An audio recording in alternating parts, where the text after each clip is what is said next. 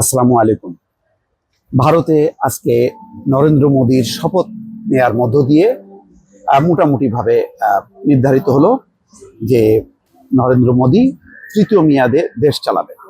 যদিও কিছুদিন ধরে একটু অনিশ্চয়তা ছিল নির্বাচনের পর, যদি শরিকদের সঙ্গে বনিবনা না হয় এবং শরিকরা যদি উল্টে কংগ্রেস জোটের দিকে, ইন্ডিয়া জোটের দিকে আসে তাহলে কি হবে। কিন্তু না, খুব একটা বেগ পেতে হয়নি। মোটামুটি কিছুটা দল কষাকষি করে ৬-৭টি মন্ত্রণালয় দিয়ে আপাতত মোদী তার শাসন চালাবেন। তবে সবসময় একটা অনিশ্চয়তা থেকে গেল, যদি কোনো কারণে শরিকদের সঙ্গে বনিবনা না হয়, নীতিশ বাবু বা নাইডু এই দুইজনের সঙ্গে যদি কোনোভাবে যদি মতের মিল না হয় তাহলে নিঃসন্দেহে বিপর্যয়। ফলে নরেন্দ্র মোদী এর আগের দুই টার্ম যতটা স্বাচ্ছন্দ্যে শাসন কাজ চালাতে পেরেছে, এখন নীতিশ এবং নাইডু সহ অন্য শরিকদেরকে নিয়ে এই এনডিএ জোট অতটা ভালো করতে পারবে না, অথবা ভালো করতে পারে, গণতান্ত্রিক কালচার আসতে পারে। যেমন এই দুটি জোটের মধ্যে তিনটি প্রধান দল, যেই নীতিশ নাইডুর দল আর মোদীর দলের মধ্যে অন্তত একটি দল আছে যে তারা বেশ ধর্মনিরপেক্ষতায় বিশ্বাস করে এবং মুসলমানদের স্বার্থ সংরক্ষণের ব্যাপারে সক্রিয়। ফলে একটা ভারসাম্য বা উল্টো চাপের মধ্য দিয়ে এতদিন থেকে নরেন্দ্র মোদী যেভাবে খেলছিল একেবারে হিন্দুত্ববাদ নিয়ে, সেটি তো জাতীয় নির্বাচনের মধ্য দিয়ে প্রত্যাখ্যান হয়েছে। আর এখন আভ্যন্তরীণ ভাবে একটা চাপের মধ্যে পড়বে। এইটা হলো ভারতের অবস্থা। তার আগে নির্বাচনটা হলো পাকিস্তানেও জোট সরকার, সেটা হচ্ছে মুসলিম লীগ এবং হচ্ছে পিপিপি। শাহবাজ শরীফ প্রধানমন্ত্রী, সেখানেও অনিশ্চয়তা ছিল। যদি পিপিপি সমর্থন না দিত, যদি পিটিআই এর সঙ্গে জোট বাঁধত ইমরান খানের দলের সঙ্গে, তাহলে কি হতো। সেখানে আবার আরেকটা চিত্র, যে ইমরান খানের দল গতভাবে যদি তারা নির্বাচন করতে নাও পারে, তারপরেও তারা তাদের সমর্থিত যেই প্রার্থীরা তারা বেশি সংখ্যায় জিতেছে।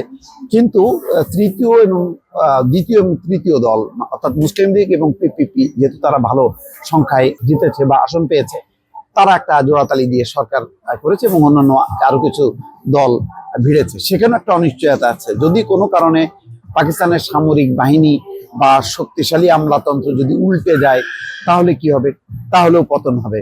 অর্থাৎ পাকিস্তানেও যেমন শাসক গোষ্ঠী একটা বেশ শরিকদের উপর নির্ভর করে একটা হাবুডুবু অবস্থার মধ্যে দিয়ে সরকার চালাবে, নরেন্দ্র মোদীকে সেই আগের দুই মেয়াদের তুলনায় যথেষ্ট দুর্বল অবস্থায় তাকে চালাতে হবে।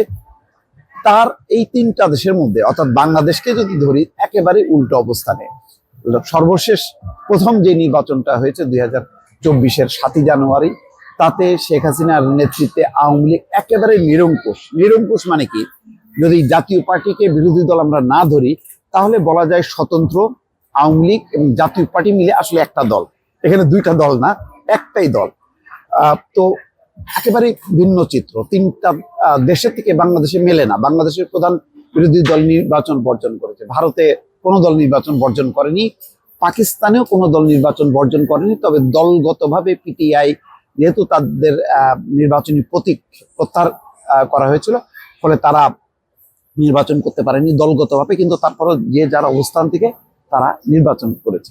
ফলে বলা যায় যে পাকিস্তানের সব দলের অংশগ্রহণ ছিল, ভারতের সব দলের অংশগ্রহণ ছিল, কিন্তু বাংলাদেশের সব দলের অংশগ্রহণ ছিল না।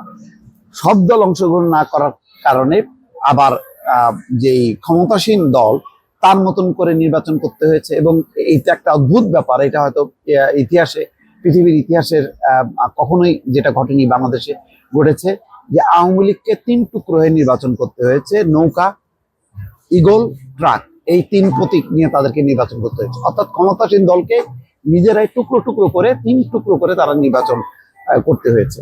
তার বাইরে আর এমন কোন দল ছিল না যার একটা শক্তি সামর্থ্য দিয়ে শরিকদের মধ্যে যারা একটা ভালো অবস্থান করে। যেমন ধরেন ভারতে যদি বলি, আঞ্চলিক অনেকগুলো রাজ্য, সমাজবাদী দল, তারপরে এই তৃণমূল, কংগ্রেস বা আরো দলগুলো যেগুলি দ্বিতীয় তৃতীয় সারিতে আছে, তারা ভালো। যেমন এবার কংগ্রেস, যেটা রাহুল গান্ধীর নেতৃত্বে, তারা ভালো অবস্থান করেছে। তাদের গত 2 টার্মে তাদের বিরোধী দলের মর্যাদা পর্যন্ত ছিল না, 52টি আসন পেয়েছিল। এবার তারা 99টি আসন পেয়ে তারা বিরোধী দলের একটা মর্যাদার আসন পেয়েছে। তো ফলে ভারতের ওই প্রতিযোগিতার মধ্য দিয়ে এবং নরেন্দ্র মোদী কিছুটা দুর্বল অবস্থার মধ্য দিয়ে বলা যায় যে একটা গণতন্ত্রের একটি স্বাদ পাবে, অর্থাৎ বহুদলীয় বা বহুত্ববাদ সেটি প্রতিষ্ঠিত হবে এবং তার মধ্যে দিয়ে একটা ভারসাম্য তৈরি হবে।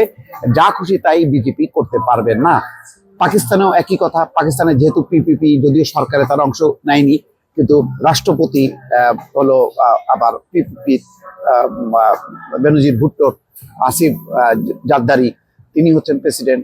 প্রধানমন্ত্রী হচ্ছেন শাহবাজ শরীফ এবং নওয়াজ শরীফ, তিনি আবার মুসলিম লীগের দলের চেয়ারম্যান। ফলে সে কোনো একটা ভারসাম্য আছে, একটা গণতান্ত্রিক একটা রীতিবিধি আছে।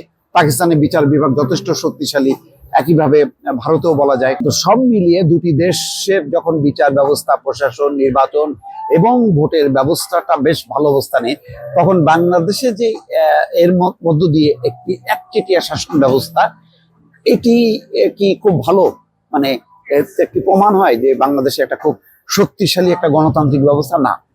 তাই যদি হতো তাহলে নির্বাচনে 4 মাস যেতে না যেতে আমরা একটা কেলেঙ্কারি দেখছি। মার্কিন স্যাংশন দেখলাম আমরা জেনারেল আজিজের উপর, তারপরে চলে আসলো বেনজির আহমেদের বিশাল দুর্নীতির চিত্র। আমরা আবার দেখলাম এমপি আনোয়ারুল আজিম আনারের যে ভয়ঙ্কর যে তথ্য বের হয়ে আসলো যে স্বর্ণ চোরাচালানের সিন্ডিকেটের সদস্য হওয়ার কারণে এবং ভাগাভাগিতে দ্বন্দ্ব সংঘাতে সে প্রাণ হারালো। ফলে বাংলাদেশের একচেটিয়া একতরফা একটা যে শাসন ব্যবস্থা, এই শাসন ব্যবস্থা খুব ভালো, শক্তিশালী গণতন্ত্র দিল, শক্তিশালী সুশাসন দিল, শক্তিশালী বিচার ব্যবস্থা দিল, সেটাও কিন্তু না।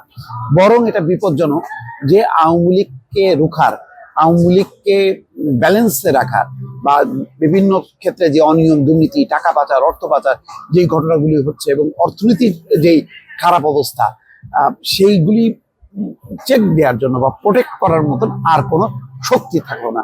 ফলে বলা যায় নিঃসন্দেহে ভারত পাকিস্তানের তুলনায় অন্তত নির্বাচন, ভোট, বিচার ব্যবস্থা, শাসন ব্যবস্থা ভঙ্গুর, একতরফা একটি ভঙ্গুর শাসন ব্যবস্থা, যেটা আমরা যদি আন্তর্জাতিকভাবে যদি এই হিসাবগুলো যদি পরীক্ষা নিরীক্ষা করা হয় বা জরিপ করা হয়, তাহলে কিন্তু আমরা অনেক অনেক পিছিয়ে থাকবো। জানি না আমরা কি নেপালের কাছাকাছি থাকবো নাকি শ্রীলঙ্কা নাকি Bhutan, I don't know, but পরিস্থিতিটা কিন্তু তেমনই।